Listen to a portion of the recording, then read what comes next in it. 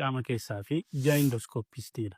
Dhukkubbiin garaachaa bal'inaan namoota hedduu irratti mul'ata. Mallattooleen dhukkuba garaachaa dhukkubbii hamaa handhuuraa olii, deewuu hamaa fi balaqqamsiisaa walirraa hin cinne akkasumas garaa bokoksuu fi qilleensa namatti baay'isuun keessaa isaan beekamoodha. Dhibee garaachaaf yookiin dhukkubbii garaachaaf sababa kan ta'an tokkoffaan baakteeriyaa garaachaa yookiin H. pylori kan jennu qorichoota adda addaa fudhachuu kan akka parastaamolii, ibuprofenii, alkoolii baay'inaan dhuguu fi tamboo xuuxuun dhibee garaachaaf nama saaxila. Maloota ittisa dhibee garaachaa tokkoffaan nyaata isaaf hin malle nyaata isaaf hin taane nyaachuu dhiisuu. Lammaffaan qorichoota adda addaa ajaja ogeessa fayyaa malee fudhachuu dhiisuu. Dhugaatii alkoolii adda addaa irraa of eeguu fi tamboo xuuxuu dhiisuudha.